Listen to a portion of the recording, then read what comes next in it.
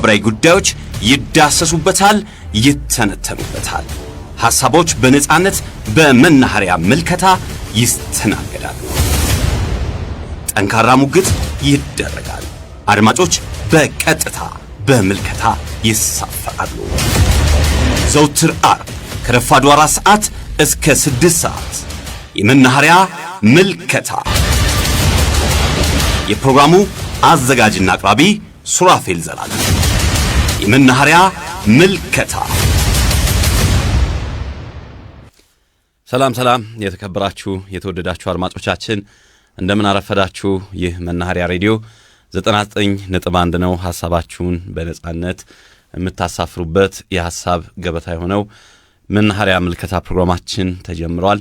የመናኸሪያ ምልከታ ፕሮግራማችን በወቅታዊ ጉዳዮች ላይ በማተኮር ማለትም ማህበራዊ፣ ኢኮኖሚያዊ፣ ፖለቲካዊ ጉዳዮች ላይ በማተኮር የሚቀርብ ፕሮግራም ነው። ዛሬም እዚህ ስቱዲዮ ተሰይመናል። ሱራፌል ዘላለም የፕሮግራሙ አዘጋጅና አቅራቢ ነኝ። ቴክኒኩን በመቆጣጠር ደግሞ ዮሐንስ ደምሴ አብሮኝ ቆይታ ያደርጋል። ዛሬ ማህበራዊ ጉዳይ እናነሳለን። ይሄ ማህበራዊ ጉዳይ ትልቅ ጉዳይ ነው። ከሰሞኑ ደግሞ በማህበራዊ ሚዲያ በሜንስትሪም ሚዲያ መነጋገሪያ ከነበሩ ጉዳዮች መካከል ይጠቀሳል። ሰሞኑን በሀዲያ ዞን በሆሳና ከተማ ምን ተከሰተ የሚለውን ነገር እናነሳለን። ከዛን እንደዛ ተፈጠረ። ከዛን ዘጋኝ ኦልሞስት ዘጋኝ ቪዲዮን ያየዋል፣ እጽፍለታለሁ፣ አይመልስልኝም። ራይት ያደርጋል እንትኖችን ምልክለትን መረጃ ያል አይጽፍልኝም። የተከሰተው በተለይም ደግሞ ከውሾች ጋር በተያያዘ ነበረ። መንግስት ቁጭ አድርጎ ደሞዝ የሚከፍላቸው ይሄንን እንዲሰሩ ነው። የመንደር ተወካዮች ነን ነው የመንደር ተጠሪዎች ነን ይላሉ። ውሻውን አውጣና ግደል ይላሉ። እነዛ ህጻናት አብረው እየተጫወቱ እንደ ቀልድ እያዩ ሲሰቅሉ፣ ሲለማመዱ፣ ሲገሉ፣ ነፍስ ሲያጠፉ ነገ ምንድነው የሰው ልጅ ላይ እንዲህ አይነት ነገር አለማድረሳቸው ምን ኃላፊነት አለ? ይሄንንም በደንብ ማየት ያስፈልጋል። አንታውን ስታነብ ትላንት ቢቢሲ ላይ የተነገረው በግማሽ ቀን ገደላው ቆሟለሁ። ከዛን እንደዛ ተፈጠረ። ከዛን ዘጋኝ ኦልሞስት ዘጋኝ ቪዲዮን ያየዋል፣ እጽፍለታለሁ፣ አይመልስልኝም። ራይት ያደርጋል እንትኖችን ምልክለትን መረጃ ያል አይጽፍልኝም። ለከንቲባው ነው መደወል የጀመርኩት። ከንቲባው ስልክ አያነሳም ነበረ። ከዛ በኋላ ለማዘጋጃ አስተዳደሩ ስልክ መደወል ጀመርኩ። እሱም ስልኬን አይመልስም ነበር። መጨረሻ ላይ ስልኬን ያነሳው ዶክተር አድማሱ የሚባል የግብርና ውስጥ የሚሰራ ኃላፊ ነው ስልኬን ያነሳው። እንደሚታወቀው የእብድ ውሻ በሽታ ወይም ውሻ በሚታመም ሰዓት የሚያደርሰው ጉዳትን ተከትሎ ነው።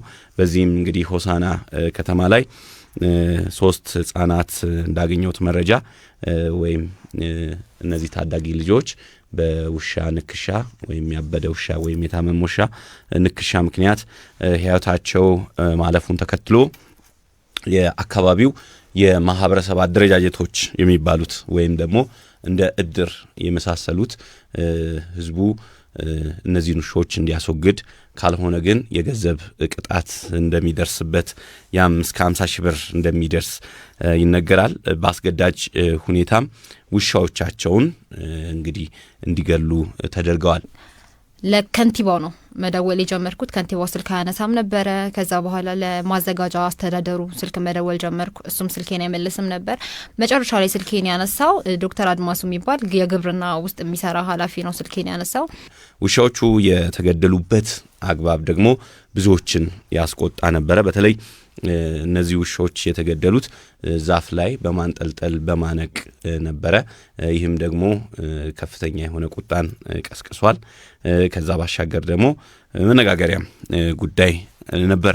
የሚነሱት ጉዳዮች አንደኛ የሞቱት ህጻናት 3 ህጻናት ጉዳይም መነጋገሪያ ነበረ። እንደዚሁ ያው የሰው ልጅ ህይወት ጠፍቷል በሚል የተወሰደው እርምጃም ያው አሰቃቂ ነበር የሚል ነው። ከዛ ውጪ ደግሞ በዚህ ድርጊት ውስጥ ደግሞ ህጻናትም ተሳትፎ ነበራቸው በመግደል። ስለዚህ እነዚህ ህጻናት ነገ ምን ያዩ አድገው ወዴት ሌላ ጉዳይ ሊያመራ ይችላል? ስለዚህ እንዲህ አይነት ነገሮች በጣም ጥንቃቄ ያስፈልጋቸዋል። እነዚህን እርምጃዎችስ የወሰዱት አካላት አደረጃጀቶች ወይም እድሮች የሚባሉትም ይህንን ኃላፊነት የመውሰድ ስልጣንና ተግባርም ሆነ ይህንን ኃላፊነት እንዴት ይወስዳሉ? ምክንያቱም የጤና ጽፈት ቤት ወይም ደግሞ በተለይ ደግሞ የእንስሳትን በተመለከተ በግብርና ጽፈት ቤት ውስጥ ነው የሚተዳደረው ጉዳዩ። ስለዚህ ተገቢ የሆነ የባለሙያዎች ምክር ባለሙያዎቹም ደግሞ በዛ ሐሳብ ላይ ተመርኩዘው ህብረተሰቡ ክትባት ካለ ክትባት የሚያስከትብበት እንደዚህ አይነት ውሾች ወይም ከተገኙ ደግሞ እንዴት ነው በጥንቃቄ ያው በተለይ ጉዳት ሳያደርሱ ማከምም ከተቻለ ማከም የማይቻልባቸው ሁኔታዎች እንዳሉ ሰምቻለሁ በተለይ ካልተከተቡ ስለዚህ እንዴት ነው በዚህ አይነት መልኩ ማስወገድም ካለ የሚለው በህግ ባለሙያዎች ሐሳብ መሰጠት አለበት በሚል ከዛ ውጪ ግን የሰብአዊ መብት ጉዳይ ሆኖም ቀርቧል በተለይ እንዴት ነው እንስሳትና የሰው ልጅን ማነጻጸር በሚል የሰብአዊ መብት ተሟጋቾች የሰው ልጅ ክብር ይበልጣል የሰው ልጅ ቅድሚያ መሰጠት አለበት ሰብአዊ የሚለው ሰዋዊ ከሚለው ጋር የሚያያዝ ስለሆነ በዛ ደረጃ መታየት አለበት ብለው ይሞግታሉ የእንስሳት ተሟጋቾቹም ደግሞ እንስሳቱም በምድር ላይ በፈጣሪ የተሰጣቸው የመኖር መብት ስላለ ያ መብታቸው ደግሞ ሊረጋግጥላቸው ይገባል የሚል መከራከሪያ ያነሱና እንዲሁም በኢትዮጵያ ህግም በዓለም አቀፍ ህግም ደግሞ እንስሳቱም የመኖር መብት አላቸው እንዳይገደሉም በህግም ተደንግጓል ስለዚህ የሰው ልጅ ላይ ያው ጉዳት መድረስ የለበትም ጥንቃቄ መደረግ አለበት ምንም አይነት ነገር እነሱ ላይም ሰው ምክንያቱም ፍጡር ነው ተጠብቆ መኖር አለበት ሰብአዊ መብቱም ያን ባረጋገጠ መልኩ መሆን አለበት በአንጻራዊ ሆነ እንስሳና ሰውን ማወዳደርም ተገቢነት የለውም አካይዶቹ ግን ሁሉም መታረምና መታየት ያለባቸው ነው የሚል ጉዳዮች ሲነሱ አንዳንዶች በሶሻል ሚዲያ ላይ እንግዲህ በጥሩ መልኩ ሐሳብ የሚሰጡ አሉ አንዳንዶች ትችትም የሚሰነዝሩ እንዲሁም ደግሞ ጉዳዩን ከሌላ ጋርም ለማያያዝም ሲሞከር ነበር ግን ምን አስተምሮ ነው ያልፋል እንዲህ አይነት ጉዳዮች ሁለተኛ ብዙ መረጃዎችን ለማየት የሞከርኳቸው ጉዳዮች አሉ የእብድ ውሻ በሽታ በተለይ ከቫይረስ የተጠቃ ሰው ወደ ሰው ንክሻና እንደዚሁ ሊተላለፍ ይችላል በሰዎች ላይ ምልክቱ ከታየ በኋላ በአብዛኛው ለሞት የሚዳርግ ቢሆንም ከምልክቱ በፊት የሚሰጥ ሕክምና አለ ያ ከተደረገ መዳን ይቻላል እንደዚሁ ያልተከተቡ ውሾች በሽታው ይዟቸው አንዴ ከያዛቸው በኋላ ሕክምናው ስለሌለ በተለይ መትረፍ የማይችሉበት ሁኔታ አለ በኢትዮጵያ በተለይ በህግ ደረጃ እንስሳትን በአደባባይ መግደል ወይም ኢሰባዊ በሆነ መልኩ ማሰቃየት የተከለከለ እንደሆነም ይገለጻል ከዚህ አንጻር እንዴት ይታያል የሚሉ እነዚህ በተለይ የእድሮቹ ወይም እዛ አካባቢ ላይ ታየውን ተከትሎም የቢቢሲን ዘገባ ለመመልከት ሞክሬ ነበረ ቢቢሲ አማሪክ የከተማዋን ከንቲባ አቶ ሳሙኤል ሽጉጤ የተባሉ ግለሰብን ይዞ ወጥቶ ነበረ ይህ አስገዳጅ ትዕዛዝ የተላለፈው 3 ህጻናት በውሻ ተነክሰው ህይወታቸውን በማለፉ ነው ሌሎች 80 ሰዎች ደግሞ ሆስፒታል ከገቡ በኋላ ነው ይህ ትዕዛዝን ተከትሎ ባለቤቶቻቸው ውሻዎቹን አንቀው ወይም ደብድበው ለመግደል ሲሞክሩ የታዩ ቪዲዮዎች ነበሩ ሌሎች ደግሞ አሳልፈው ሰጥተዋል ለሌሎች ቢቢሲ በዘገባው እንዳመለከተው ውሾቹ በዛፍ ጥላ ስር ተሰቅለው አንገታቸው ላይ ገመድ ታስሮባቸው ሜዳ ላይ ወድቀው የሚያሳዩ ምስሎችንም አጋርቷል እኔም ተመልክቻለሁ ትዕዛዙን ያስተላለፉት አደረጃጀቶች ከአካባቢው መንግስታዊ መዋቅር ጋር ግንኙነት ያላቸው ቢሆንም አቶ ሳሙኤል ግን ህገወጥ ነው ሲሉ ይሄንን ድርጊት ኮንነውታል አቶ ሳሙኤል ማለት ከንቲባው በከተማ ከሚገኙት 10,000 ከሚገመቱ ውሻዎች መካከል ደግሞ 70% የሚሆኑት በተለይ በእነዚህ ውሻዎች የጸረ እብድ ውሻ ወይም ክትባት የወሰዱ መሆናቸውን መረጋገጡን ከንቲባው ለቢቢሲ ያረጋግጠዋል ፖሊስና የጸጥታ አካላት ግድያውን በዛኑ ቀን ማስቆማቸውንም እኚሁ ከንቲባ ይናገራሉ ነገር ግን እኔም ባጣራሁት መረጃ ይሄ ነገር ሙሉ ለሙሉ ተግባራዊ ሆነ እንዳልሆነ የሚወጡ መረጃዎች አሉ 5 ዓመት አብረው የኖሩ የቤት ኩራት የሆናቸው ውሻቸው ክትባት ወስዶ እያለ መገደሉንም ያልሸሸጉ ነዋሪዎች አሉ በማዘንም ጭምር በጥቂት ቀናት ከ400 እስከ 450 የሚገመቱ ውሻዎች ተገድለዋል በማለት ደግሞ በአካባቢው የሚንቀሳቀሱ የሕክምና ባለሙያ መናገራቸውንም እንደዚሁ ቢቢሲ በዘገባው አስፍሯል የተለያዩ የማህበራዊ ሚዲያ አንቂዎችም በዚሁ ጉዳይ ላይ ሐሳባቸውን ሲሰጡ ነበረ የተቹም ጉዳዩን በተለይ WHO ወይም የዓለም ጤና ድርጅት በተለይ ውሾችን በተመለከተ ያስቀመጠው መገደላቸው ራሱ የሚያመጣውን ሌሎች ጉዳቶችንም በተመለከተ እንዴት እንደሆነም በዝርዝር ያስቀመጡ የሞገቱ አሉ። አንዳንድ ደብዳቤዎችም ይወጡ አሉ። በተለይ ከዞኑ ከከተማ አስተዳደሩም ድርጊቱ በአስቸኳይ እንዲቆም ለሁሉም ቀበሌዎች፣ ወረዳዎች የተላለፈ ሰርኩላር መኖሩን የሚያሳይ ነው። ለማንኛውም ዛሬ በዚህ ጉዳይ ላይ ሰፋ ያለ ውይይት እናደርጋለን። ውይይታችንን ስናደርግ ግን እዚህ ስቱዲዮ በተለይ ፌበን መለስን ጋብዘናል። ፌበን መለስ የእንስሳ መብት ተሟጋችና እንዲሁም እንክብካቤ በማድረግም የምትታወቅ ወጣት ናት። ይህንንም ጉዳይ በቅርበት በመከታተል ቪዲዮዎችን፣ ፎቶዎችን፣ መረጃዎችን በማጋራት እንዲሁም ደግሞ በርከት ያሉ ሀሳቦችን በመስጠትም በዚሁ ዙሪያ ላይ እየተንቀሳቀሰች ነው። የሰሞኑንም ጉዳይ በትኩረት ከያዙት ተሟጋቾች አንዷ ነች። ብዙ ትችቶችም እያስተናገደች ትገኛለች። እንዴት ከሰው እየቀደመ እንዴት ለእንስሳት ከዛ ውጪ ደግሞ ያው በልዩ አይነት መልኩ ሁኔታውን የሚያየት ነገር አለ። ለማንኛውም ግን እስቲ ከሰሞኑ የተከሰተውን ነገር እንዴት ተመለከትሽው? አንቺም ሰፊ ንቅናቄ ስትፈጥሪ ነበረ። ጉዳዩ ደግሞ በተለያየ አይነት መልኩ ሲራገብ ነበረና እስቲ እንመልከተው። ጉዳዩ የተፈጠረው ሐሙስ ነው። ሐሙስ አይ ቲንክ ለኔ ደረሰኝ ቪዲዮዎች 10 ሰዓት አካባቢ ይመስለኛልና በቲክቶክ ነበረ ድምጽኝኝ የሚልና ሆሳና ከተማ ላይ ውሾች በገመድ ተሰቅለው እየሞቱ ነው የሚል ነበረ የቪዲዮ መረጃ ይደርሰኝ። ከዛን ወደ 12 ሰዓት አካባቢ ይመስለኛል መጀመሪያ ማመን አልቻልኩም። ምክንያቱም ውሻ በገመድ ታንቆ ሲሰቀል ሰምቼም አይቼም አላውቅም። ምናልባት በመርዝ የምናየው ነገር ነው። በየአመቱ መንግስት ውሾችን በመርዝ ያስወግዳል። የገመድ ስቅላት ግን አይተናናቅም። በጣም የሚገርም ነገር ነበርና ከሐሙስ ማታ ጀምሮ ያው ቪዲዮዎችን ማሰራጨት ጀምረናል። በሶሻል ሚዲያ በተለያዩ ማህበራዊ ድረገጾች እያሰራጫን ህገ ወጥ እንደሆነ እንደዚህ አይነት ተግባር ማድረግ እንደማይቻል የክልሉ አስተዳዳሪዎች ወጥተው ምላሽ እንዲሰጡ ነው እየጠየቅን የነበረው። ከዛ በኋላም አርብ ዕለት ሐሙስ ሌሊት ላይ ስልኮች መቀበል ጀመርን። ስልክ መጠየቅ ጀመርን። ማን ነው የሚያስተዳድረው፣ ማን ነው የሚመለከተው፣ ማን ነው የሚያገባው የሚሉትን ስልኮች አገኘሁኝ።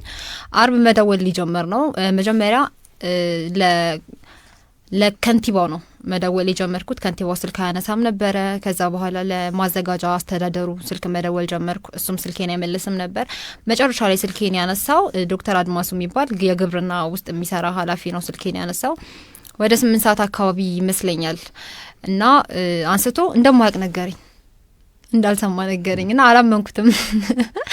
እንዴት ነው እኔ ሶሻል ሚዲያ ላይ ያለው ሰው ሰምቼ አንተ ሀገር ላይ ስለሚሰሙት አይነት ጉዳዮች ልታቀማችለው እንዴት ነው በሚለው ተከራከረን። በጭራሽ አላቀም ብሎ ካደኝ ኦኬ እሺ ከመካከዳን ወደ መፍትሄ ነው መምጣት ያለብን። ስለዚህ አንተ አታቅም እኔ አውቃለሁ ውጭ ያለውት ሰው፣ ስለዚህ ቪዲዮቹን ላቀብልህ አልኩት። ቴሌግራም ቁጥሬ ሌላ ነው አለኝ። ጠበቅኩት። አይልክልኝም። ልላክልሽ አለኝ። እኔ ስብሰባ ነበረኝ። ገባው 10 ሰዓት ከምናምን ሆነ። ምንም የሚፈጠር ነገር የለም። ግድያው ቀጥሏል። ድጋሚ ደወልኩለት። ስልክህን አላክልኝም፣ ቪዲዮቹን ማየት አለብህ፣ አስቸኳይ ነው አልኩት። ላከልኝ። ከላከልኝ በኋላም ሰኞ እንነጋገር ነው የሚለኝ። ይሄ ሁላ ውሻ እያለቀ፣ ይሄ ሁላ እልቂት እየተፈጸመ፣ ይሄ ሁላ አሰቃቂ ነገር በከተማችሁ እየተካሄደ ሰኞ ድረስ የምንጠብቅበት ምክንያት የለም። እኛ አንደኛ የምንደውልላችሁ ከእንስሳ መብት ድርጅት ነው የምንደውልላችሁ። እንደዚህ አይነት ጉዳዮች እኛንም ይመለከቱናል። ስለዚህ አስቸኳይ መፍትሄ እንፈልጋለን፣ በአስቸኳይ ነገር ማስቆም አለባችሁ አልኩት። እሺ አለኝ። ከዛን ቪዲዮ ሊያው አለኝ። ቪዲዮን አየው። ከዛን በመሀል አልተደዋወልም። ከዛን ወዲያው ከአራዳዎች ኤፍኤም ጋር እየሰራን ነበረ። የእነሱ ስልክ ገባ። ለእነሱ ምንም እንደማያውቅ ከኔ ሰምቷል ቀድሞ አይደል። አሁን ለእነሱም ደግሞ ከእነሱ እንደሚሰማ ነው የሚነግራቸው ማለት ነው። ከዛን እንደዛ ተፈጠረ።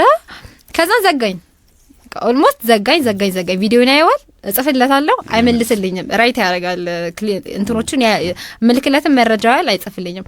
መጨረሻ ምንድነው ማድረግ የጀመርኩት? ለኢንተርናሽናል ሚዲያ አወጣዋለሁ ይሄንን ነገር። አሁኑኑ ካላስቆማችሁት አንደኛ እንደ ሀገርም እንደዚህ አይነት አኒማል ክሩት ያለበት ሀገር ማንም ሰው አይመጣም። ኢቭን እንደ ትልቅ ሀገር ላትወሰድ ትችላለች ሆሳና፣ ግን ምናልባት የቱሪስት መስህብ ሊኖራት ይችላል። ያን ነገር ዳሜጅ ያደርግባታል እንደዚህ አይነት ነገሮች መወራታቸውና ብዬ መጻፍ ጀመርኩ። በቃ እንዲመልስልኝ ነው ፈርቶ እንዲመልስልኝ የቻልኩትን ያህል ጥረት ማድረግ። ለምን ሌሎቹ ባለስልጣናት ስልኬን እያነሱ አልነበረም። ማድረግ ጀመርኩኝ።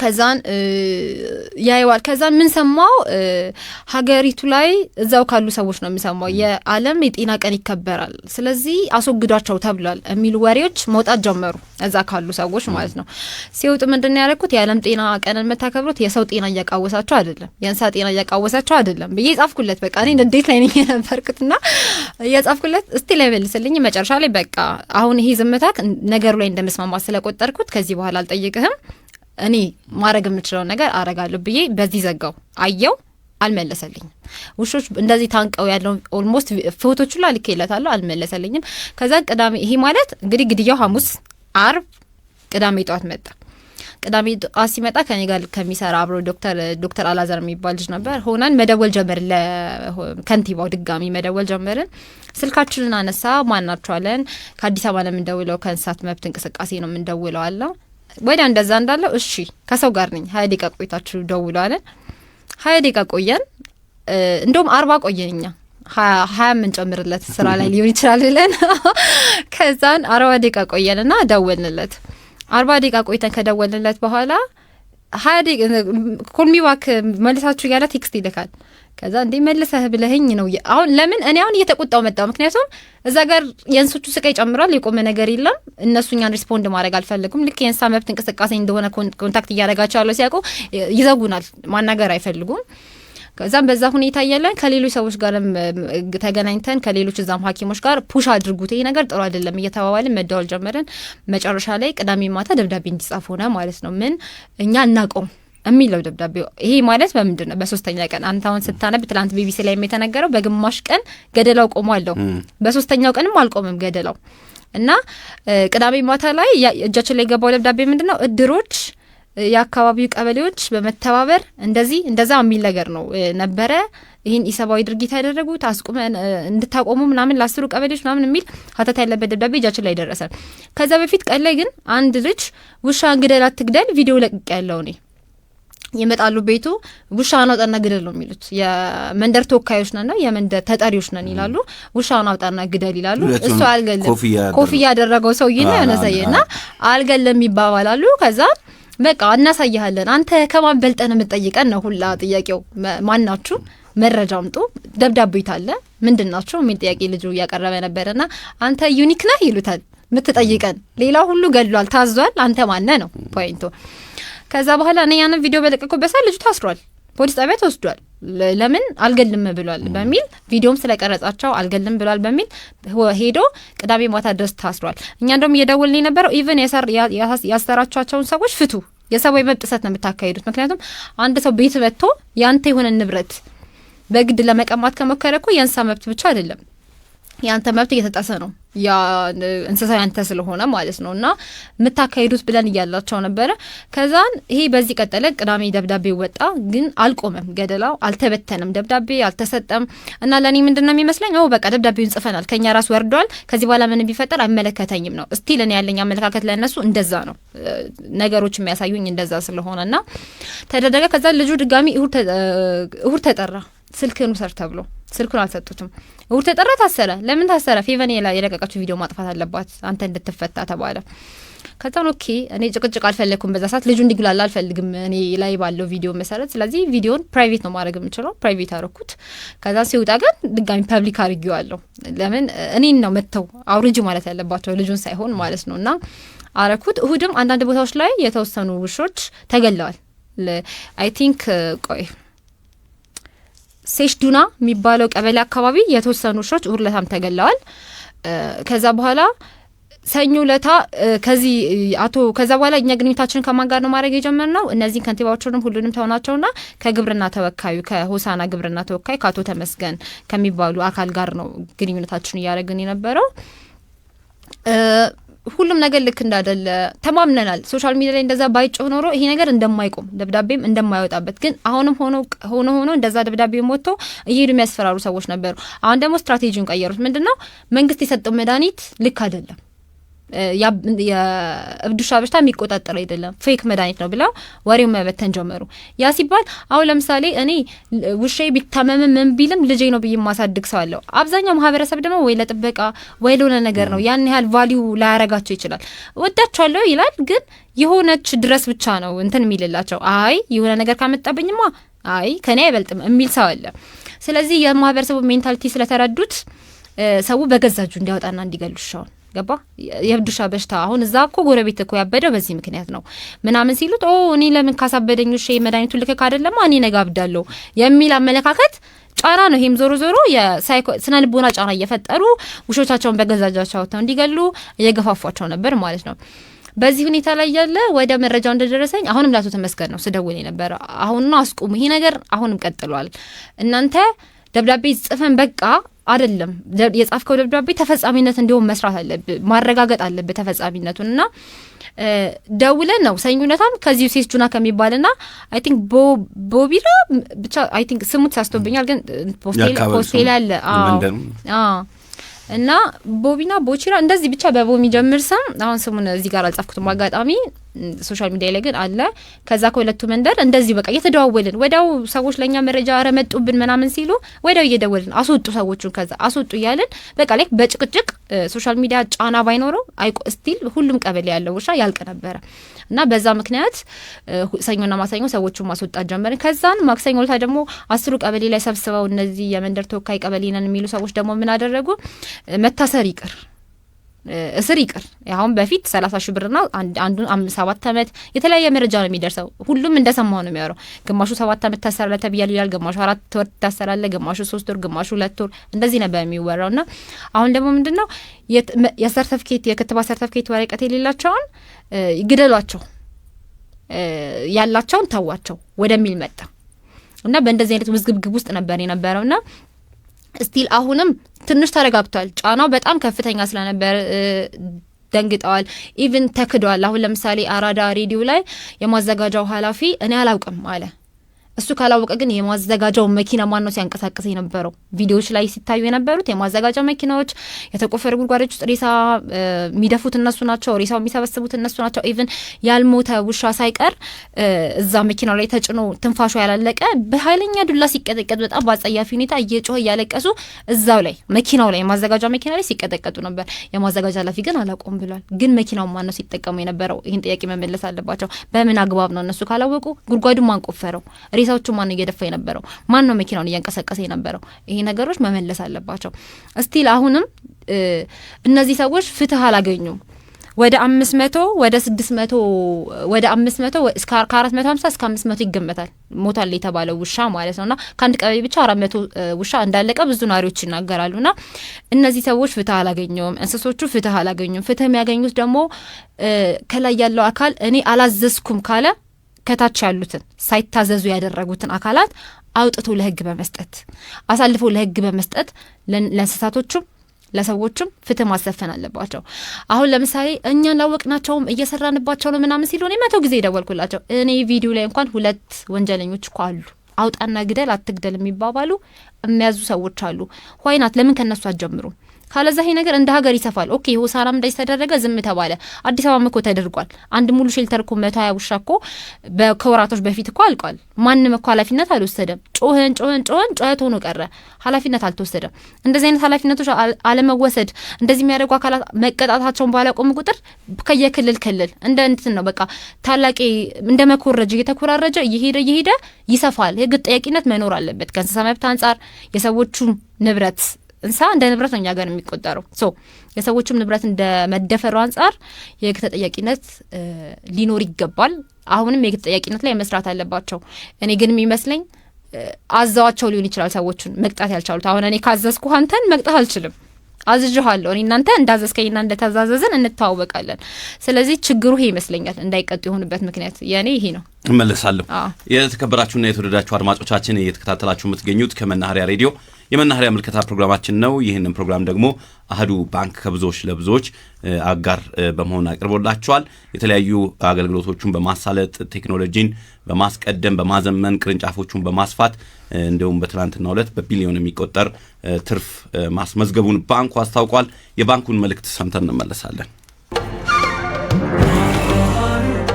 አሃዱ ባንክ ዘመናዊ የሆነ የመወዳደሪያ ሜዳውን አሃዱ ለኩሉ ብሎ መጥቷል። አሃዱ ለኩሉ የአሃዱ ባንክ የዲጂታል ባንኪንግ አገልግሎት ልዩ መልክ ነው። በአሃዱ ለኩሉ የሞባይል ባንኪንግ መተግበሪያ ከአሃዱ ወደ አሃዱ፣ ከአሃዱ ወደ ሌላ ባንክ እንዲሁም ወደ ቴሌብር ገንዘቦን ማዘዋወር ይችላሉ። በተጨማሪም የትምህርት ቤት ክፍያዎትን መፈጸም ይችላሉ። የበረራ ትኬቶትን እንዲሁም ደግሞ ሞባይል ካርድ መሙላት ከፈለጉ አሃዱ ለኩሉ በእጁ አለ። በተጨማሪም ስካምፔ የምትለዋን በመጫን ለተገለገሉበት አገልግሎት ክፍያዎትን በቀላሉ መክፈል ይችላሉ። የአሃዱ ለኩሉ የሞባይል ባንኪንግ መተግበሪያን ከፕሌይ ስቶር እንዲሁም ከአፕ ስቶር ላይ በማውረድ ይጠቀሙ። አሃዱ ባንክ ከብዙዎች ለብዙዎች። ተመልሰናል አድማጮቻችን።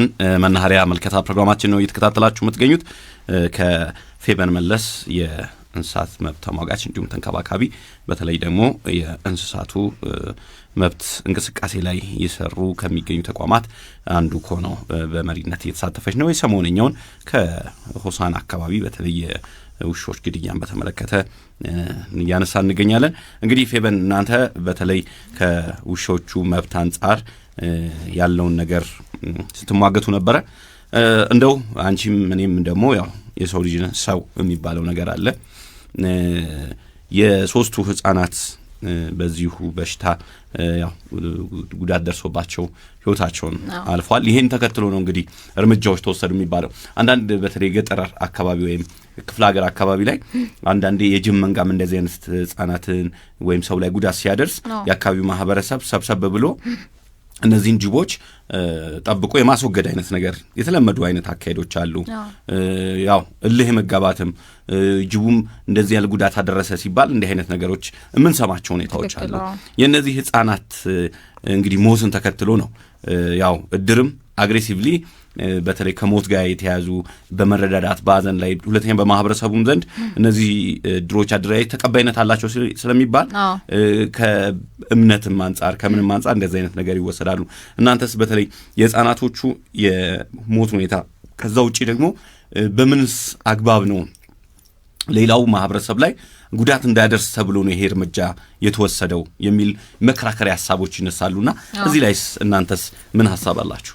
በእኛ ተቀባይነት የለውም። አሁን ለምሳሌ ሁለት ህጻናት ሞቱበት የተባለውን ቦታ ነው ሀዲያ ዞን ላይ ነው ሁለቱ ህጻናት የሞቱ። ኢቭን ሆሳና አይደለም ሀዲያ ዞን ላይ ጎንቦራ ወረዳ፣ ሶሮ ወረዳ የሚባሉ ጁጁራ ከተማ አስተዳደር በሚባል አካባቢ ያሉ ወረዳዎች ላይ ሁለት ህጻናት ሞተዋል። እነዛ ሁለት ህጻናት ግን የሞቱት በምንድን ነው ሲባል በገዛ ውሻቸው ነው የሞቱት። በገዛ ውሻቸው ማለት ውሾቻቸውን አሳዳጊዎቻቸው አልተንከባከቡም፣ አላስከተቡም። አንዳንድ ጊዜ ውሾች በመከተብ ብቻ አይደለም ውሃም ሲያጡ ብዙ ነገር ሲሆን ወደ ማበድ የመምጣት እድል አላቸውና እነዚህ ውሾች ያበሉት በባለቤቱ ጥፋት ነው። አንደኛ ህመም ጥፋት አይደለም አይደል? አሁን ውሻውን ጥፋተኛ ልንለው አንችልም። ምክንያቱም ህመም ጥፋት ስላይደለም መታመም ጥፋት ስላይደለም ማለት ነውና እነዚህ ውሾች የተከተቡት እነዚህ ህፃናት የሞቱት በገዛ ውሻቸው ስለሆነ ተጠያቂ የሚሆኑት ባለቤቶቻቸው ናቸው። እንደ ሀዘን እኮ ሁላችንም ያሳዝናናል። ገባ አይደለ? ማንም ሰው እንዲሞት አንፈልግም። እንስሳም ሰውም እንዲሞት አንፈልግም። ግን ምንድነው በገዛ ውሻቸው ስለሆነ ራሳቸው እንስሶቻቸውን ባለማስከተባቸው የመጣ አደጋ ነው።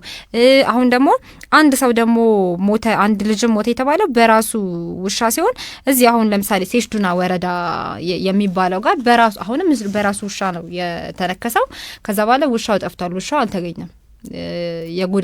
ወደ ጎዳና ወጥቷል፣ አልተገኘም። እና ሁለቱንም ስታይ ካሳዳጊ ጥፋት ነው። የራሳቸውን ቤተሰብ እዚህ ላይ ማን ነው መስራት ያለበት? በተለይ እዚህ ላይ እንደናንተ ያለ ተቋም ግንዛቤ መስጠት ህብረተሰቡ። በምክንያቱም እኛ የተለመደ ነው ሁላችንም እኔም ማሳድግ አቃለሁ። መንግስት አንዳንድ ጊዜ አስገዳጅ ነው ራሱ መጥቶ ይከትባል። አንዳንድ ጊዜ የግል ፕራይቬት የሚሰሩ ክትባት አለ ብለው መጥቶ ይከትባሉ። ግን ግንዛቤ ላይ መስጠት ያለበት በተለይ የእንስሳት መብት ላይ የሚሰሩ ተሟጋቾች እንዲሁም ደግሞ የግብርና ጽሕፈት ቤት ባለሙያዎችና ሰራተኞች እነሱ ናቸው ማስከተብም ግዴታ መሆኑን መቆጣጠር መከታተልም ያለባቸው። ስለዚህ የግንዛቤ እጥረት ሊሆን ይችላል። የግንዛቤ እጥረት ሊሆን ይችላል። አሁን ለምሳሌ ሞር በብዛት አሁን ለምሳሌ ክትባት ነገሮችን የሚሰሩት ግብርናዎች ናቸው። እኛ አሁን ለምሳሌ በየቀበሌው የመግባት አቅም ላይ ኖረን ይችላል፣ ከፋይናንስ አንጻር ከብዙ ነገር አንጻር የተገደበ አቅም ሊኖረን ይችላል። ግን እንደ መንግስት ደግሞ መዋቅር አለ። ግብርና በዋናነት ይህንን የሚመለከተው የመንግስት አካል ነው። በየወረዳው አለ ግብርና። አሁን እኛ እንደ ድርጅት አንድ ቦታ ሊሆን ይችላል ቤዝ የምናረገው፣ ከዛን በሶሻል ሚዲያ ምናምን ሊሆን ይችላል የምንሰራው። እነሱ ግን በየወረዳው የግብርና ተወካዮች አሉ። ምን ሲሰሩ ነበር? ይህን ጥያቄ ራሳቸው ናቸው መመለስ ያለበት። ለህዝቡ ምን አይነት አዌርነስ ሲሰጡ ነበረ? ውሾችን ለምን አላስከተቡም? ከዛም አልፎ ደግሞ ከተማው ላይ አንዳንዴ የመድኃኒት እጥረት አለ ይባላል። የመድኃኒት እጥረት እንዳይኖር ምን ተሰርቶ ነበረ? ወይ መድኃኒት ኖሮ ከነበረ መድኃኒቱ የት ሄዷል? ይሄን እንደዚህ አይነት ነገሮችን መንግስት ነው ኢንቨስቲጌት ማድረግ ያለበት። አሁን መድኃኒት እንደ መንግስት በሁሉም ቦታ ላይ ሊገባ ይችላል። የክትባት መድኃኒቶችና የተለያዩ አሁን ለምሳሌ አንድ እኮ የተነከሰ ሰው እኮ በእብድ ውሻ የተነከሰ ሰው እኮ ከተከተበ እኮ መድኃኒቱን ከወሰደበት ትክክል እኮ ይድናል። አሁን እኔ 16 እኮ መርፌ ተወግቼ አውቃለሁ። ለምን? ላለመሞት አስደስቶኝ አይደለም፣ ላለመሞት ለመዳን ተከትቤ ያውቃለሁ። ምንም አልሆንኩም፣ ድኛለሁ ማለት ነው። ስለዚህ እዛ አካባቢ ላይ ደግሞ አንዳንድ የሰማኋቸውም ነገሮች በባህል መድኃኒት ማመን፣ መድኃኒቱን ጀምሮ አቆሞ የሞተ ሰው አለ።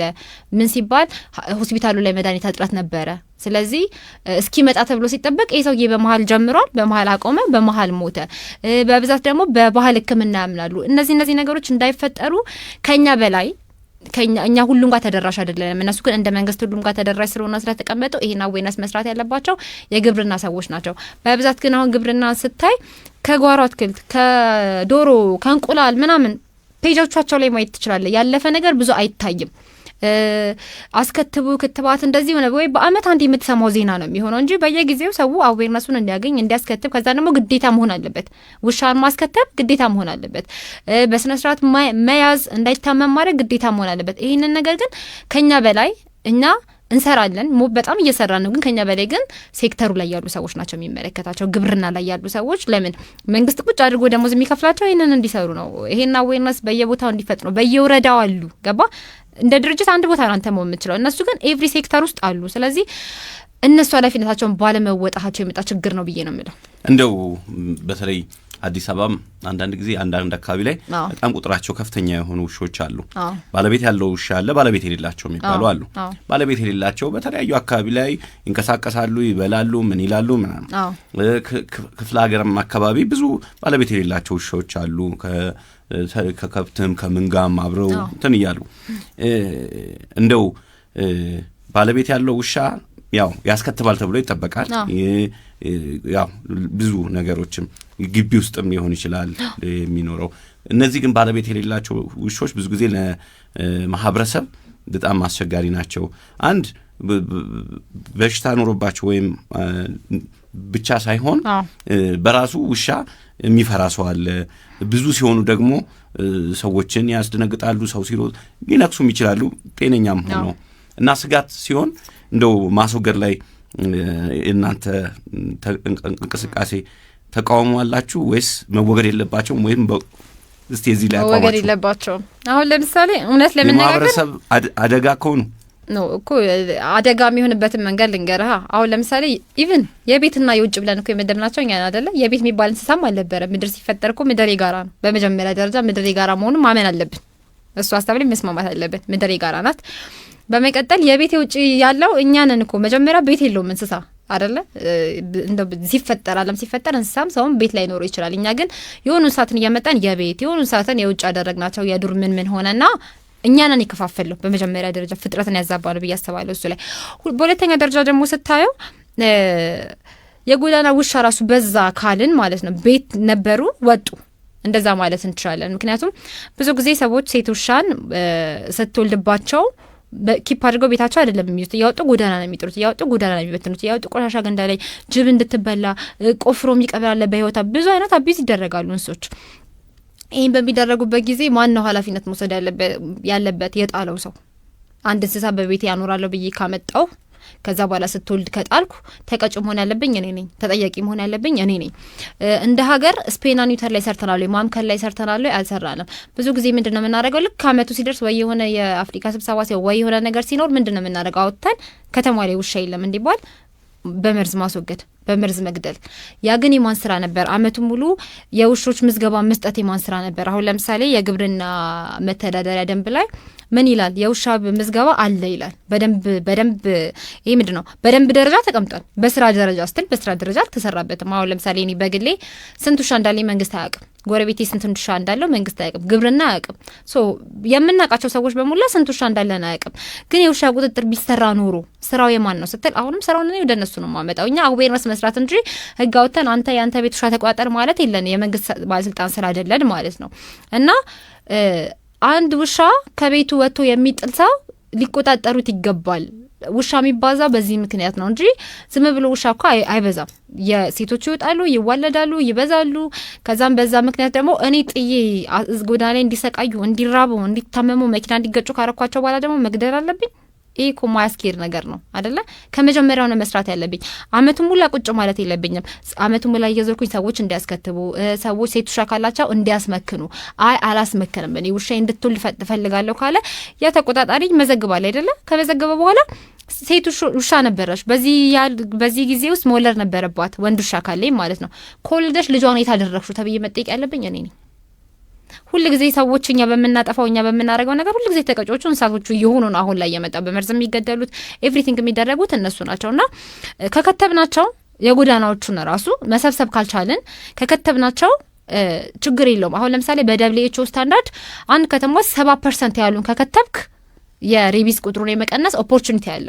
ይሄ ተቀመጠ የደብሊውኤችኦ ስታንዳርድ ነው።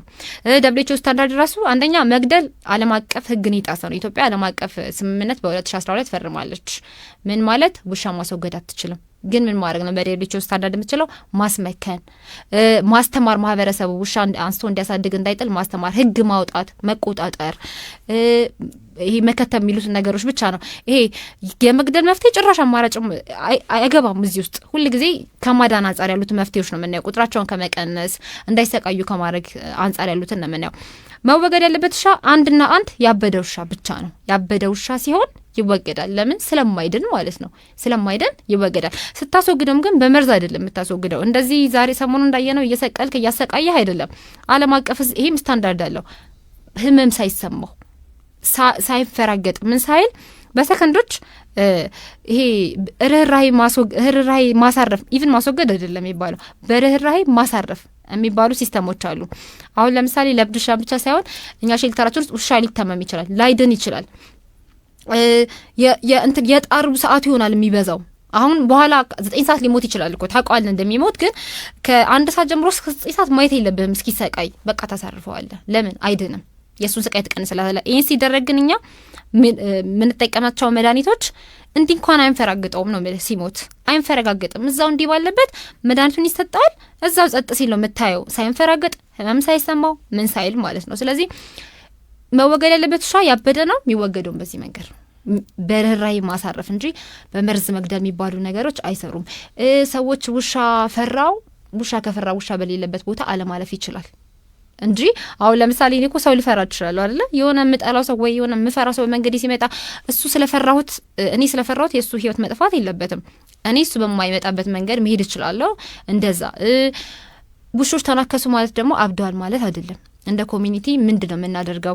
ጎዳና ላይ ስናቸው ድንጋይ እንወረውርባቸዋለን፣ እንቀጠቅጣቸዋለን፣ እናባረራቸዋለን። በዛ ሰዓት አግሬሲቭ እየሆኑ ይመጣሉ። ከዛ እነሱም እኛ ላጠቃናቸው ጥቃት ለኛ ምላሽ እየሰጡ ይመጣሉ። በዛ ሰዓት ነከሰኝ ብሎ ሄዶ ይከሳል። አንተ ምን አርገኸዋል የሚል ግን ጠያቂ የለም። ምክንያቱም እዚህ ሀገር የሚሰራ ሁሉ ከእንስሳ ደህንነት ሳይሆን ከሰው ደህንነት ነው። ለሰው ምን አርጓል ነው። የእንስሳው መብትስ እየታየ አይደለም። ስለዚህ ተነከስኩ ያለ ሁሉ ባበደ ውሻ አይደለም የተነከሰው፣ ምናልባት በራሱ ጥፋት ሊሆን ይችላል የተነከሰው። ስለዚህ ህጻናቶችን ውሻ እንዳይቀጠቅጡ በማስተማር ውሻ ማይወደው ነገር አለ። አሁን ለምሳሌ የወለደች ውሻ ልጆቿን ሄደ ለምን ምትነካባት? እናት እኮ ናት። ፕሮቴክት ታደርጋለች እኮ፣ መልሳ ልታጠቃት ትችላለች እኮ። በአካባቢዋ እንዳትሮጥባት እንዳትጮባት ከፈለገች በጣም ሲምፕል ነገር ነው፣ ልጆችን ማስተማር ነው። ውሾች ጮት አይወዱም፣ እዚህ ጋር አትሯሯጡ፣ እዚህ ጋር አትጮ፣ እዚህ ጋር እንደዚህ በቃ። ከዛን ለስሳም ለሰው የሚመቻለ ማድረግ የምንችለው እኛ ነን። ግን ሁሉ ነገር ከራሳችን ይሄ ከራስ ወዳድነት አንጻር የመነጨ ስለሆነ የእንስሶች አይታየንም። ቢሞቱ ቢራቡ ቢገጩ ምን ቢሉ እኔ ብቻ አይጉደልብኝ፣ እሱ ደግሞ አይሰራም። ምድር ለጋራ ነው። በዚህ አንጻር ብናየው ጥሩ ነው። እንግዲህ ውሻ ያው የሰው ልጅ ያው መከራከሪያው ብዙ ሰፊ ስለሆነ እዚህ ጋር የሰው ልጅ እዚህ ጋር የእንስሳ መብት እያለን ውሾች ያው አንዱ ጫካን ይመርጣል። አንበሳ ጫካ ሊገባ ይችላል፣ ነብር ጫካ ሊገባ ይችላል። ከሰው ልጅ ጋር ተላምዶ የሚኖረው ውሻ ነው። የሰው ልጅም ውሻን ይወዳል። ውሻም ከሰው ልጅ ጋር ተቀራርቦ ተስማምቶ የሰው ልጅ ጠብቆ የሚያደርጉት አንዳንድ ጊዜ ከአቅም በላይ ማለት የምሰማቸው የሚወሩ እኔም ያየኋቸው ነገሮች ይኖራሉ። በቃ ይሄ ውሻ ምን አይነት እንደው ይሄማ ሰው ነው የሚባል እኮ አለ። አንዳንድ የሚያደርገው ተግባር ይሄማ ሰው ነው ይሄማ ምናምን እኔ ያዳምጣል ይሄማ ይሰማል ያደርጋል የሚባሉ ውሾች ጋር አሳልፈን ኖረንም እናውቃለን። እንደው እንደ ሀገር ከዚህ በፊት ረጅም የዛሬ 15-16 ዓመት አንድ ሬዲዮ ስቴሽን ላይ ስሰራ እንደዚሁ ከውጭ የመጡ ሰዎች ውሻን እያሳደጉ እየተንከባከቡ ባለቤት የሌላቸው ነው የሚሰበስቡት። ባለቤት የሌላቸው እየሰበሰቡ ምናምን ሲያደርጉ እንደ ኤዲቶሪያል ቲም ኃይለኛ ግጭት ተነስቶ ነበረ። እኔ እንደዚህ ውሻን የሚንከባከብ ምናምን ድርጅት ተመሰረተ፣ ግለሰቦች መጡ፣ እንደዚህ በውጭ ሀገር የኖሩ ናቸው ምናምን ስል በሁለት ተከፈለ። ቅድሚያ መሰጠት ያለበት ሰው እንዴት ለውሻ ይሄ ቅንጦት ነው፣ ይሄ ዜና አይደለም፣ ይሄ ምናምን ተብሎ አስታውሳለሁ። ረጅም ክርክር ረጅም ምናምን። አሁንም ይሄን ፕሮግራም ስሰራ መቼም በኋላ ላይ አድማጮችም ሊጠይቁ ይችላሉና እኛ ሀገር ብዙ ሰዎች ተርበው ጎዳና ላይ በሚወጡበት በቀን 3 አይደለም አንዴ መመገብ በማይችሉበት ውሻን በዚህ አይነት መልኩ መንከባከብ ቅንጦት ነው፣ ይሄማ ከኛ ባህል ይላሉ። ከኛ ባህልም እንደው እዚህ ላይ እንዳንቺም እንደ ተቋምሽም ምን ሐሳብ አላችሁ? አንቺንም ቢሆን መቼም በዚህ አይነት ደረጃ ሞግተውሽ የሚያውቁ ሰዎች ይኖራሉ። የተለመደ ነው። እኔ ምን እላለሁ መሰለህ፣ ምንጋራቸው ስሜቶች እኩላቸው። ለምንድን ነው እንደ ቅንጦት የምናየው ነው? ይርበሃል፣ ይርበዋል፣ ይጠማሃል፣ ይጠማዋል፣ ያመዋል፣ ያመሃል አይደለ? እንስሳናኛ የምንጋራቸው ነገሮች በሙሉ እኩላቸው። እኔ መራብን ካወቅኩት ለምንድን ነው ለተራበው እንስሳ ቅንጦት የሚሆነው? ለዛውም አንደበቱን አውጥቶ ስጭኝ ብሎ መናገር ለማይችለው ሰው እኮ መለመን ይችላል አይደል? ራበኝ። ብዙ እኮ መንገድ ላይ የምንረዳቸው ሰዎች አሉ። ርቦኛል፣ ጠምቶኛል የሚሉ ሰዎች አሉ። ታምም ያለው የሚሉ ሰዎች አሉ። መጠለያ የለኝም፣ ቤት የለኝም፣ ቤት መከራየት አጣው። አንደበት ስላላቸው ተናግረው ችግራቸው ተረድቷል። ሶ ከባህል አሁን ባህላችን አይደለም ሲባል ራሱ ምንድን ነው ባህል? አንደኛ ኢትዮጵያዊ ሲባል አሁን እየጠፋ መጣ እንጂ መልካም ነን፣ ሩሩ ነን፣ ደግ ነን የምንል ማህበረሰቦች ነን አይደለ? ከዛም አልፎ ደግሞ እንደው በመጽሐፍ ቅዱስ እየታስተያው አማኝ ነን ስለምንል የሃይማኖት ሀገር ነን ስለምንል መጽሐፍ ቅዱስ ላይ ራሱ ጻድቅ ሰው ለእንስሳ ነፍስ ይራራል፣ የኃጢአተኞች ምህረት ግን ጭካኔ ነው ይላል። በነገር ላይ የኃጢአተኞች ምህረት ጭካኔ ነው የሚለው ሁሉ ጊዜ ምን ማለት ነው? የረረ ጭካኔ ነበረ በሆሳናው የተገለጠልኝ። እውነት ለመናገር ቃሉ ይዛን ቀን ይገባል። ለምን እነሱ ለሰው እንደራሩ አስበው እዚህ ጋር በጣም ማለት የጭካኔ የሚለው ቃል የማይገልጸው ስራ ሰርተዋል። ግን በዛኛው ሳይድ ምክንያታቸው ስታይ ምንድን ነው? ርህራሄ ያለበት ይመስላል፣ ግን የጭካኔ ስራ ነው አይደለም። ሶ እቺ ቃል የገባችኝ በዚህ ሳምንት ነው በደንብ የገባችኝ እና እንዳልኩ ለእኔ ቅንጦት እኔ መራብን ካወቅኩትና አሁን ለምሳሌ አሁን እዚህ ጋር መብላት አልችልም። ሁሌን የምናገረው ቢርበኝ ራሱ አልበላም ማለት ሰውጣ ነው የምበላው። ግን እንስሳውስ እዚህ ጋር ቢረባው አይበላም፣ በኋላም አይረባም፣ ቢረባው አይበላም። እኔ ካልሰጠሁት አይበላም። አስበው፣ እኔ ደቂቃዎችን ረሃብን መቋቋም ካልቻልኩ የእሱን አስበው። እኔ ሰከንዶችን ታምሜ ሆስፒታል እስክደርስ እስክታከም መድኃኒቱ እስኪሰራልኝ የምሰቃየውን ስቃይ አስበው። እሱስ ከኔ በባሰ ሁኔታ ነው የሚሰቃየው እኔ ካልተረዳሁት። እና ስሜቶቻችን አንድ አይነት እስከሆነ ድረስ ቅንጦት የሚባል ነገር የለም። እኔ ማውቀው ነገር እንስሳው ላይ ያየሁት ለእኔ ብቻ እሱ ቢራበም ችግር የለውም፣ ቢጠማም ችግር የለውም፣ መጠለያ በጣም ችግር የለውም ማለት እምነታችንም አይፈቅድልንም። ይሄ ባህል የምንለው ነገርም እውነት ኢትዮጵያ የምትታወቀው በመረዳት በደግነት እሴቶች ነው አይደለ? በመልካምነት እሴቶች ከሱ ጋርም ይጻረራል። ሲቀጥል ደግሞ እንስሳት እኛ እንድንከባከባቸው ነው ፈጣሪ ፈጠራቸው። መጽሐፍ ቅዱስ ላይ እኮ ከኛ በፊት ተፈጠሩ። አሁን እኮ እኛ እየተጋፋናቸው ነው ሁላ እኮ በቃ እያስለቀቅናቸው ነው። ከኛ በፊት በመጡበት ዓለም ላይ ሰው ብቻ ይኖር እያለ ነው እንጂ ከኛ በፊት ተፈጠሩ። ከዛን እግዚአብሔር ሰውን ከፈጠረ በኋላ ምን አለ? እንድንከባከባቸው መልሶ ኃላፊነት ሰጠን። እንስሳ ሲፈጠር ይሄ የማይጠቅም ነው ብሎ አይደለም እኮ የፈጠረው እግዚአብሔር። እንስሳትን ፈጠረ፣ ከዛን መልካም እንደሆነ አየ ይላል ራሱ አምላኩ። መልካም እንደሆነ አየ እሱ መልካም ብሎ ያለውን ነገር እኔ በተለያየ ነገር ልጠራው መብትም ስልጣንም የለኝም ሃይማኖት ካለኝ ግን ሃይማኖት የላቸው ሰዎች ራሱ ለዛ በጣም ደግ ናቸው እኔ እስከማውቀው ድረስ ማለት ነውና ከሃይማኖትም አንፃር ከሴቶቻችንም አንፃር ከሁሉም ነገር አንፃር ለእንስሳ መራራት ቅንጦት ሳይሆን እንደውም ፈጣሪ ለኛ የሰጠን ኃላፊነቶቻችን ስለሆኑ ስለማይናገሩ ከኛ በላይ ነው ልናረግላቸው የሚገባው ኢቭን ውድድር ላይ አይገባም እኔ አሁን ለምሳሌ ከኔ በላይ ውሼን ብትረዳው እንዴት እኔ ሳይረዳኝ አልልህም ጥሩ ሰው ነው የሚለው እንደውም መናገር የማይችለውን ተረድቶታል ብዬ ነው የማስበው እኔ በዛ መንገድ ነው የምረዳው መልካም አሳውሳለሁ ልጅ ሆነን አካባቢያችን ላይ 2 ውሾች ነበሩ በጣም ትላልቅ የሁለት ቤተሰቦች ወይም ደግሞ የሁለት ባለቤቶች ውሾች ናቸው አንበስና ሪንጎ ይባሉ ነበርና በጣም ግዙፎች ናቸው ሁለቱ እና ሰፈሩ ላይ በጣም እኛ ልጅ ሆነን በጣም ነው የሚጣሉት እና ሁለቱም ግን አበዱ ከቤተሰቦቻቸው ጀመሩ መጀመሪያ አሳዳጊውን ነው አንበስ የሚባለው የነከሰው ከዛ የሰፈሩን ሰው በቃ በሉ ማሳውሰው አንበስ የሚባለው ሪንጎ የሚባለው በአንድ ጥይት ተገደለ አንበስ የሚባለው በ6 ጥይት በወቅቱ የተገደለው እንግዲህ የሰፈሩን ሰው ብዙ በልት ጨረሱ ምናምን እና በልጅነቴ ተቀረጸብኝ ነው ማስታውሰው ስለነበረ ነው እንትን እስቲ ከአድማጮቻችን ጋር ደግሞ ቆይታ እናድርግና በተለይ አሁን ላይ የሆሳና ሁኔታ ምን ይመስላል እነዚህ የህግ ተጠያቂነትስ ምን ይመስላል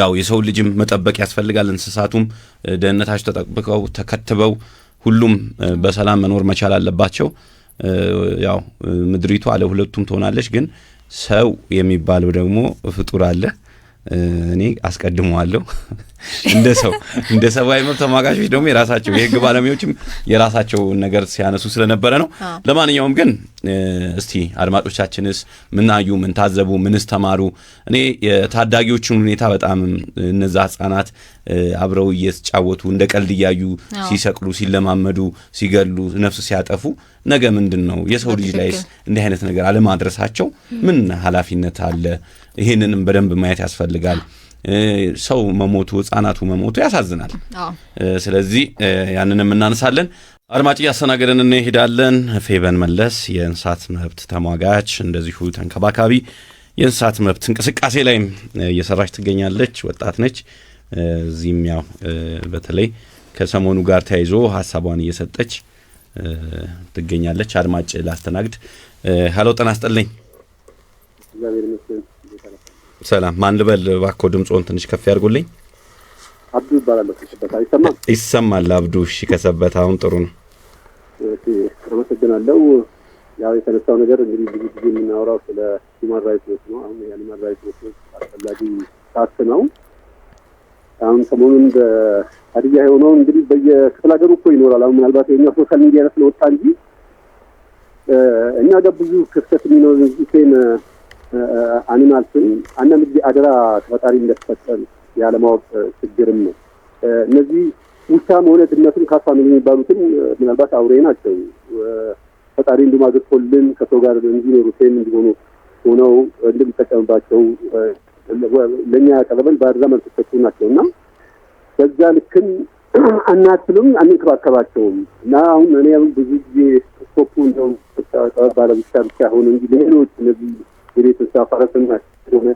የሚደረገው ጫና በፈረስ ጋሪ የሚተከሉት ነገር ብታዩ ባሪዎቻችን እንኳን ለውጥያና ለርሻ ሲያገለግሉ ምን ያህል ድካማቸው እንደሚዘጋ አህያ እንኳን ሲጫኑ እንደዚህ በጣም ከባድ አይነት ሁኔታ በተለይ ኢትዮጵያ ውስጥ ያለው የእንስሳት መብት እኔ ላይ ይመስለኛል በኢትዮጵያ እንደዚህ ፍጹም ትኩረት ያላገኘ ቢኖር በዚህ ሀገር ነው የእንስሳት መብት ጉዳይ ማለት ነው ማን ሊቆጣጠር እንደሚችል ማን ጉዳይ ሊያስጠብቅ እንደሚችል አላውቅም እኔ ውሻ እንደምሳሌ ብዙ ሰው ብቻ ላይ ይጠይቃል ለማሳደግ አይነት ነገር ሰው ሲጠይቅ እኔ ማዝነው ምንድነው በቃ ሊበድሉት ነው ነው ያንን ለበሳታ ታድጉት አሁን ለምሳሌ የዚህ ውሻ በሽታ በዛት እኔ በባህል የምንሰማው የውሃ እጥረት ነው ውሃ ምናምን ነገር ብዙ ጊዜ ለዚህ ቤት ሳይደረጋቸዋል ማን ዞር ብሎ ውሻውን ውሃ ይሰጣል የሚበላውን እኛ ጋር እንዱን ቅድም አንተም ብላል ስራቴል እኛም ለራሳችን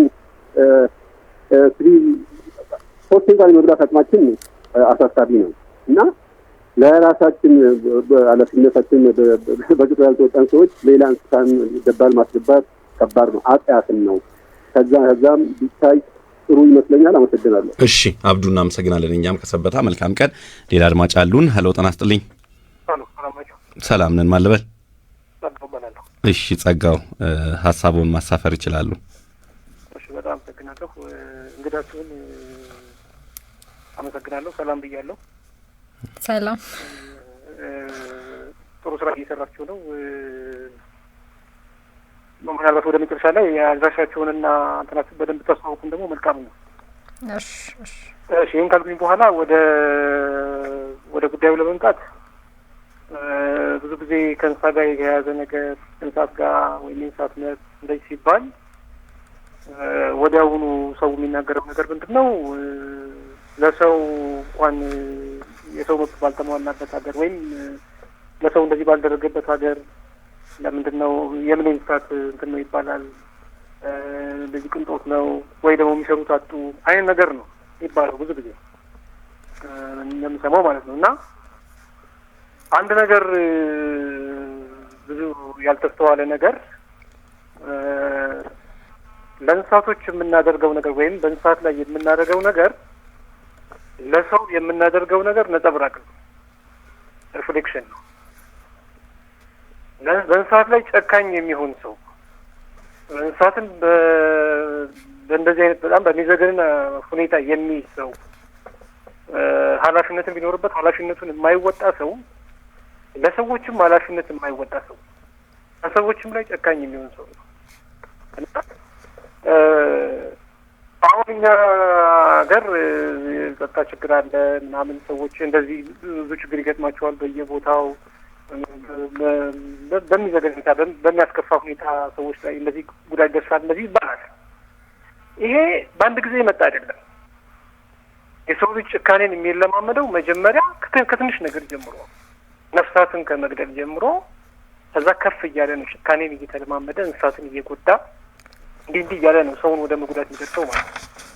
እና ክሩሊቲ የሚባለው ነገር መጀመሪያ በአቅም በተንበልጣቸዋለሁ ከሚላቸው አካላት ይጀምርና ከዛ መጨረሻ ላይ ሰዎች ላይ ይደርሳል። የቅንጦት ነገር አይደለም የሚባለው በዚህ ነው። የእንስሳትን መብት የማስጠበቅ ጉዳይ የራሳችን ስነ ልቦና የራሳችን አእምሮአዊ ጤንነት የመጠበቅ ጉዳይ ነው። አንድ ጊዜ እንዲህ አይነት ጭካኔዎችን መለማመድ ለዚያውም እንደዚህ በማስ በጅምላ ከዛ ደግሞ እንደዚህ የካድን እያሾፍን በሚደረገው ነገር ላይ ያላገጥን ጥያቄ ስንጠየቅ ወዲያና ወዲህ እያለን የመናገር ጉዳይ የምናደርግ ከሆነ ነገ ለሰዎች አንመለስም ማለት ነው። ነገ ሰዎች ላይ ለሚደረገው ነገር ከዚህ የተለየ ነገር እኔ አልጠብቅም በበኩሌ። ስለዚህ በእንስሳት መብት ላይ ለሚሰሩ ሰዎች በጣም አመሰግናለሁ። በርቱበት። ብዙ ተስፋ የሚያስቆርጥ ነገር ይኖራል በዚያ በሀገራችን። የእንስሳት መብት የቅንጦት ነው ለሚሉ ሰዎች፣ ለደረገው ነገር ኃላፊነት ለማይወስዱ ሰዎች፣ እንዲህ ላሉት ሰዎች ደግሞ አሁን በእንስሳት ላይ የሚደረገው ነገር ነገ ውሎ አድሮ ሰዎች ላይ እንደሚደረግ መጠበቅ ትችላላችሁ፣ ኤክስፔክት ማድረግ ትችላላችሁ። የዛን ጊዜ እናንተ ጎጆች ሳትሆኑ አታካሪዎች ሳይሆን ቪክቲም የምትሆኑበት ዘመን ደግሞ ሊመጣ ይችላል መልሶ። ይህን ኢንቫይሮመንት ግን የፈጠራችሁት እናንተ ናችሁ ለማለት እፈልጋለሁ። እሺ ጸጋው፣ እኛም እናመሰግናለን። መልካም ቀን እንዲሆን ተመኘን። ለእነሱም ነግረናቸዋል ማድረግ የምንችለውን ነገር ለጎዳና ውሾች። አሁን ቀጥሎ ደግሞ ወደ ጎዳና ውሾች ዘመቻ እንዳይሄድ ስጋት አለን። ስለዚህ ማድረግ የምንችለውን የክትባት አቅራቦት ለመስጠት ይኸው ህዝብ በሚሰማው ፊት በውስጥም ነግረናቸዋል። ዝግጁ ነን። ከዚህ በኋላ እንደዚህ አይነት እርምጃ እንዳትራመዱ፣ ግን በባህላችሁ መሰረት እግዚአብሔርን በሚፈቅደው መሰረት እነዚህ ሰዎች ላይ አቀርባችሁ ከሰዎቹ ጋር ይቅርታ ተጠያይቁ፣ ፍትህ ይስፈን። በቃ ይሄ ነው የመጨረሻው ነገር። የተከበራችሁና የተወደዳችሁ አድማጮቻችን የመናኸሪያ ምልከታ ፕሮግራማችን በዚህ ያበቃ። ፌቨን መለስ የእንስሳ መብት ተሟጋችና ተንከባካቢ፣ ሱራፌል ዘላለም የፕሮግራሙ አዘጋጅና አቅራቢ ነበርኩ። ዮሐንስ ደምስ ቴክኒኩን ተቆጣጠረ። ይህንን ፕሮግራም ደግሞ አጋሪ ሆነን አህዱ ባንክ ነበረ። ከብዙዎች ለብዙዎች አህዱ ባንክን እናመሰግናለን። የመናኸሪያ ምልከታ ፕሮግራማችን በዚሁ አበቃ።